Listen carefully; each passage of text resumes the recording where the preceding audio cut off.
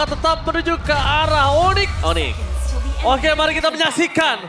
Mampukah Onyx memecahkan telurnya hari ini? Atau Dewa yang akan makin terbang menuju ke atas klasemen? Soepil Arena, mana tepuk tangannya?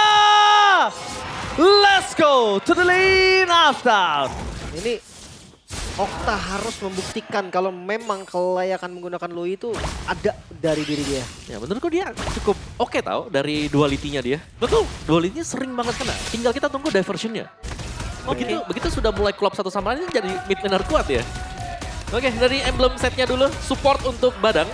Oke. Juga emblem tank untuk Blue, bagian topnya tetap ya cewek di pressure maybe. Selalu, pressure akan selalu diberikan oleh sosok seorang Maybe terhadap Calvin Winata. Dan bahkan di sini kita melihat Mueza berani masuk ke arah bus dan dia tidak ada takutnya karena dalam kondisi saat ini belum ada yang bisa menghentikan dia. Mindual di depan sana, satu ball first blood akan coba didapatkan oleh para pasukan dari tim Onyx dan itu dia.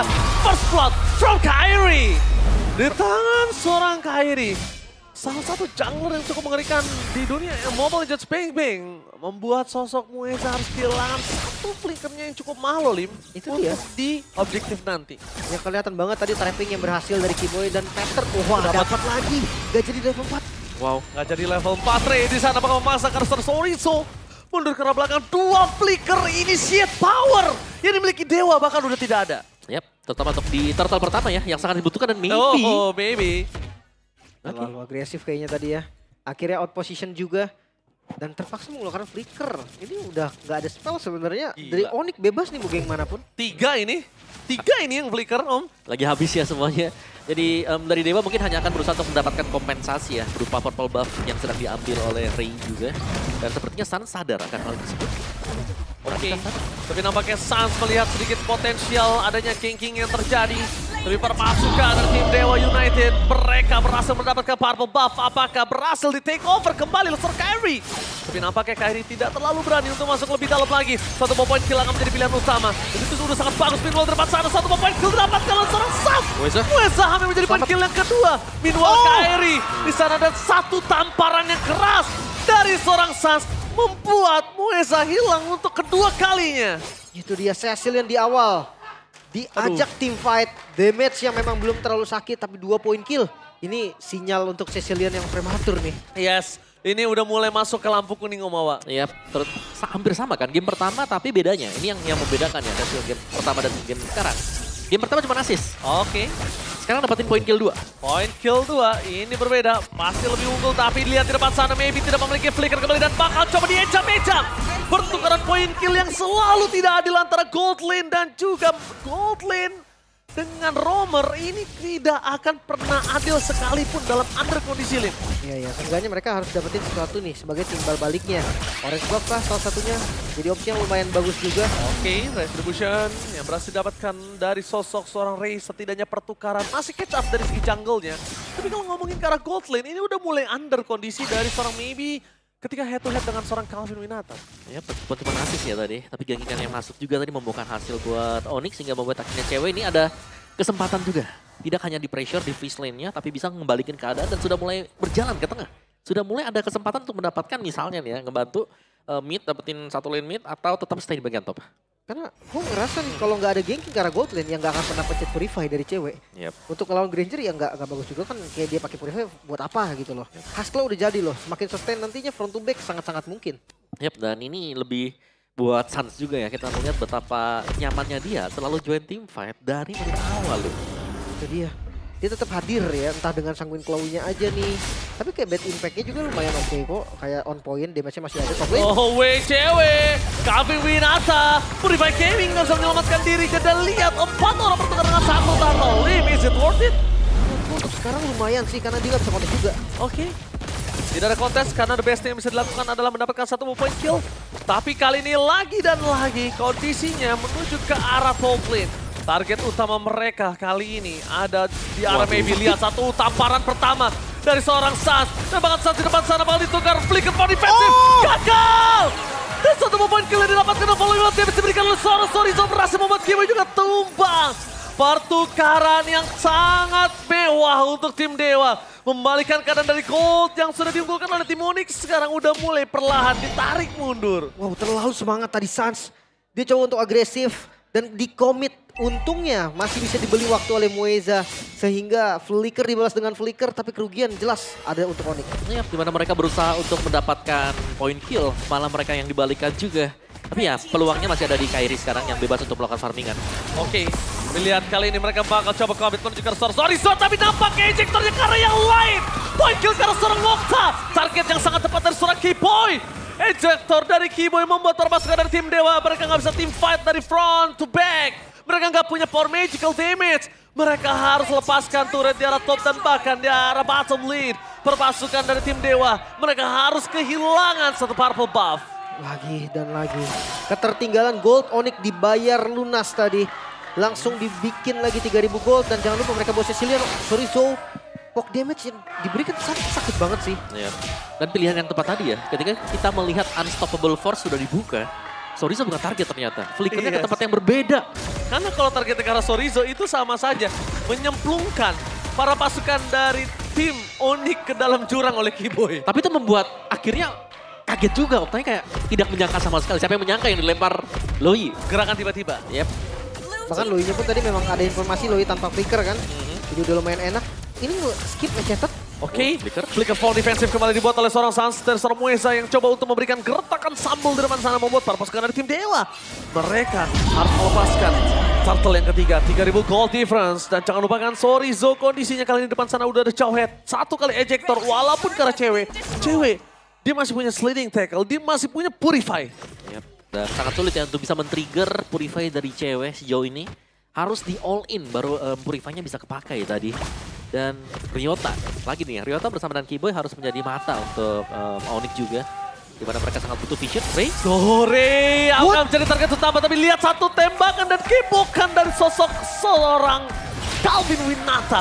Hampir saja, kalau itu satu basic attack itu kasusnya beda, Lim. Makanya. Kalau satu basic attack. Untuk Goldie tadi. Untung nggak ada Malefic Lord belum.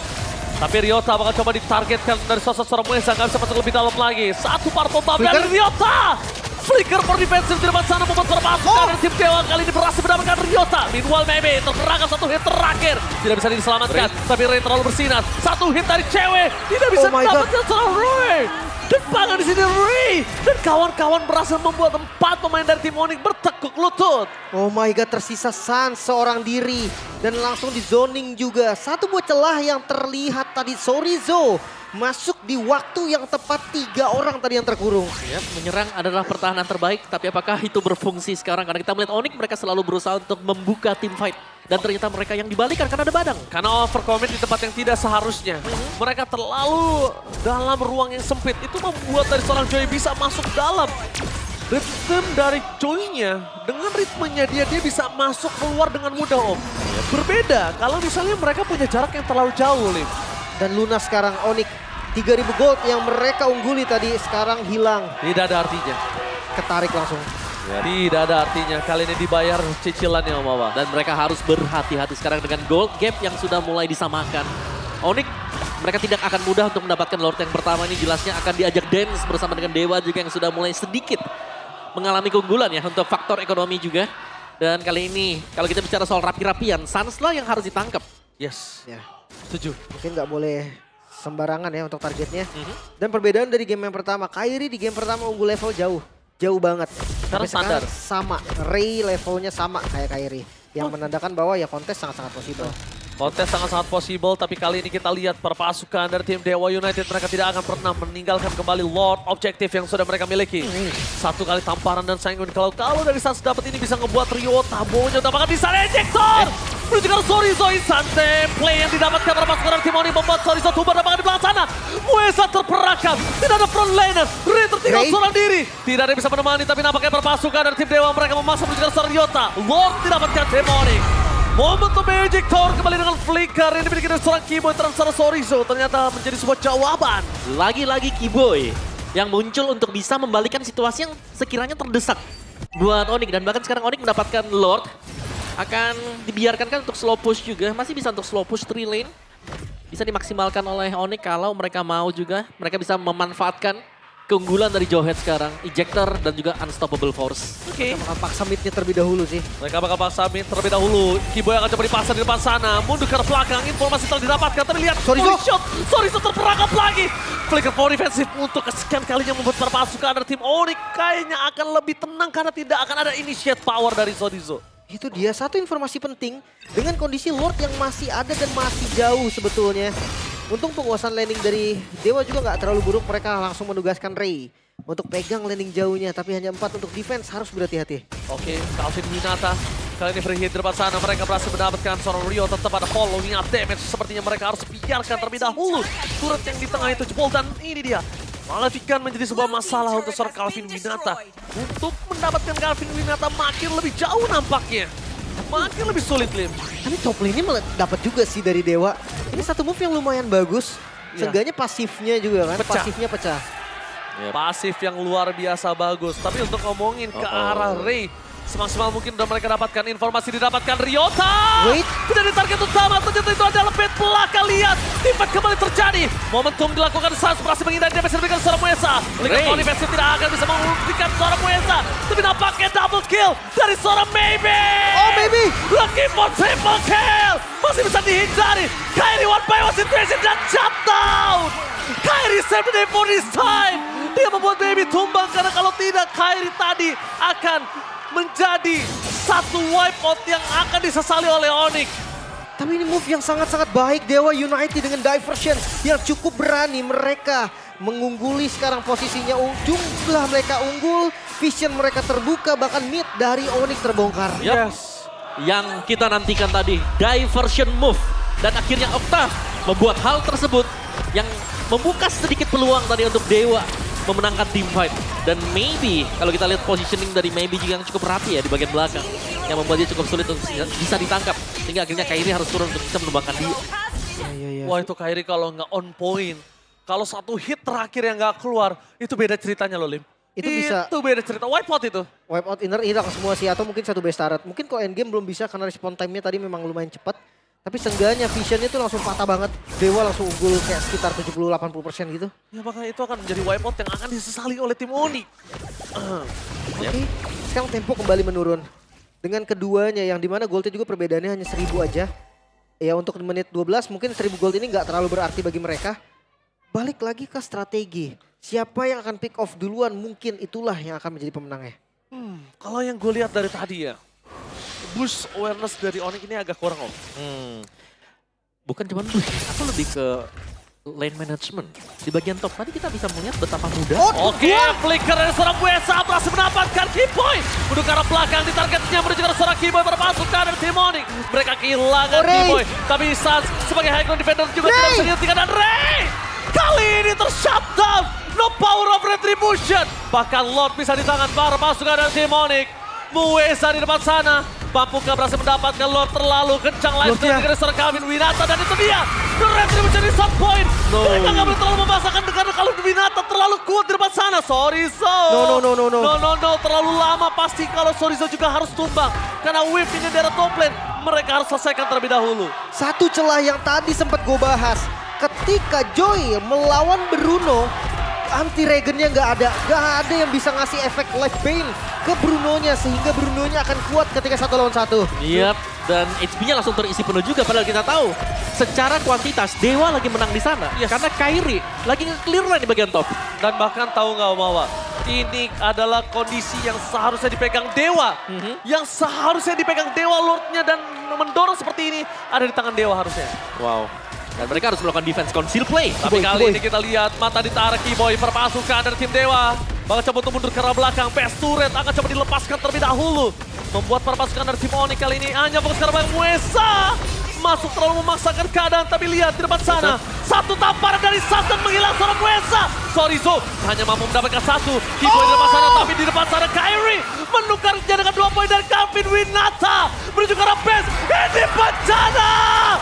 Dan akhirnya Onyx berhasil memecahkan kemenangan pertama mereka di season 15. Apakah Sky King is back?